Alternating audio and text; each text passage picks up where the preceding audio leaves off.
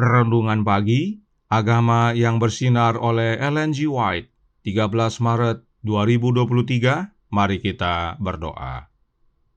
Bapa kami yang di sorga, Allah pencipta langit dan bumi, laut dan segala isinya, Allah yang maha besar, maha kuasa, sumber segalanya, yang kami sembah selalu melalui anak-Mu yang tunggal, Yesus Kristus. Terpujilah Yesus, anak Allah yang maha tinggi, yang adalah terang dan kehidupan bagi kami.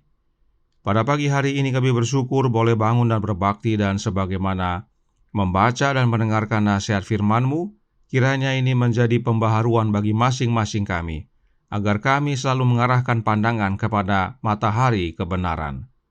Beserta kami sepanjang hari ini kehendak-Mu yang jadi. Ampun kami akan dosa dan salah, karena kami berdoa hanya dalam nama anak Allah yang tunggal, Yesus Kristus, yang adalah Tuhan dan Juru Selamat kami. Amin. Renungan hari ini akan dibacakan oleh Saudari Keisha Rahel. Kepada Saudari Keisha, kami persilahkan. Selamat pagi saudara-saudari sekalian. Renungan kita pada pagi hari ini berjudul Terang Kebenaran Menyinari Hari Saya. Ayat ini terdapat di dalam Mazmur 19 ayat 5 dan 6 berbunyi, "Tetapi gema mereka terpencar ke seluruh dunia, dan perkataan mereka sampai ke ujung bumi. Ia memasang kemah di langit untuk matahari, yang keluar bagaikan pengantin laki-laki yang keluar dari kamarnya, girang bagaikan pahlawan yang hendak melakukan perjalanannya." Perkara-perkara yang bagus dari dunia itu tidak kelihatan sampai matahari menyingkirkan kegelapan itu, membanjirinya dengan terangnya. Demikianlah permata-permata di dalam firman Allah tidak akan dihargai sampai ia dinyatakan oleh cahaya benderang dari matahari kebenaran. Bila mana kita mempelajari kitab suci, kita harus berdoa meminta terang dari Roh Kudus untuk menerangi firman itu, agar kita dapat melihat dan menghargai permata-permata itu. Seri Membina Jilid 5 halaman 78. Ia yang hatinya telah menyambut jamahan ilahi akan mencari sesuatu yang akan menambah pengetahuannya akan Allah dan akan memperhalus dan meninggikan tabiat. Sebagaimana sekuntum bunga berbalik kepada matahari, supaya sinar yang terang memberinya warna-warna yang indah, demikian juga jiwa itu akan berbalik kepada matahari kebenaran, sehingga cahaya surga dapat memperindah tabiat dengan sifat-sifat dan tabiat Kristus. Alfa dan Omega Jilid 6 halaman 83. Kasih-Nya memberi kita hak istimewa untuk duduk bersama-sama dengannya di tempat-tempat di surga. Ketika cahaya berkat dari matahari kebenaran bersinar ke dalam hati kita, dan kita beristirahat dalam damai dan sukacita di dalam Tuhan, maka marilah kita memuji Tuhan. Pujilah Dia yang memberi kesehatan kepada raut wajah kita dan Tuhan kita. Marilah kita memuji Dia tidak hanya dengan kata-kata, tetapi dengan mempersembahkan kepadanya semua keberadaan kita dan semua yang kita miliki. Testimonies for the Church, Jilid 6 halaman 479. Demikianlah renungan kita pada pagi hari ini. Terima kasih, Tuhan Yesus memberkati. Terima kasih atas penata layanan Saudari Keisha. Tuhan Yesus memberkati. Selamat pagi saudaraku dalam Tuhan.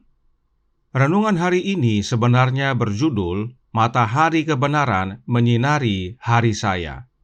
Siapakah matahari kebenaran?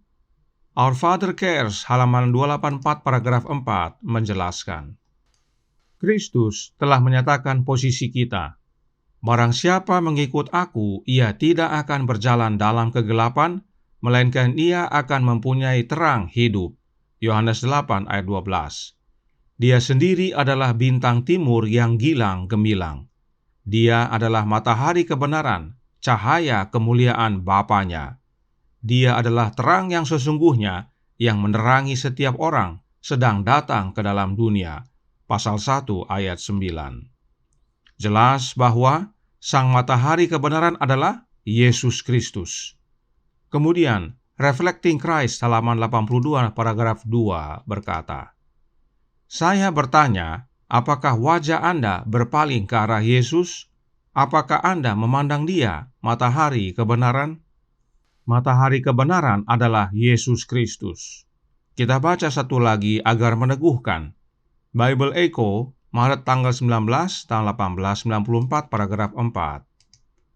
Kristus, matahari kebenaran, datang untuk memancarkan sinar terangnya ke setiap hati dan rumah. Terang benderang bahwa matahari kebenaran adalah Yesus Kristus.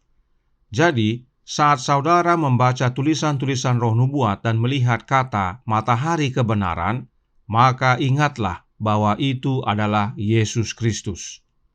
Nah, renungan hari ini berkata dalam Agama yang Bersinar, halaman 82 paragraf 1 yang berbunyi, bila mana kita mempelajari kitab suci, kita harus berdoa meminta terang dari Roh Kudus untuk menerangi firman itu, agar kita dapat melihat dan menghargai permata-permata itu. Ada kekurangan dalam terjemahan bahasa Indonesia. Dalam tulisan aslinya disebut The Light of God's Holy Spirit, yang artinya terang dari Roh Kudusnya Allah.